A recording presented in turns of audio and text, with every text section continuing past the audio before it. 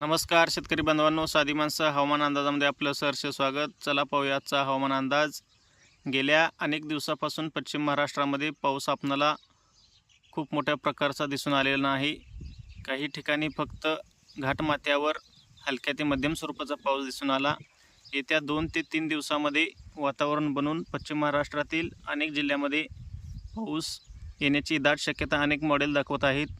तरीसुद्धा अनेक वेळा मॉडेलचा अंदाज खरा ठरेल असं नाही. शेवटी निसर्ग आहे. निसर्गाचा अंदाज अनेक मॉडेलला 100% खरा लागू शकत नाही. तरीसुद्धा आज सायंकाळी तसेच उद्यापर्यंत पश्चिम महाराष्ट्रातील पुणे, सातारा, सांगली या जिल्ह्यातील घाटमाथ्यावर तसेच सोलापूर, धाराशिव, लातूर या भागामध्ये अनेक ठिकाणी विरळ स्वरूपामध्ये हलक्या ते मध्यम स्वरूपाच्या सरी आपणाला दिसून येऊ शकतात.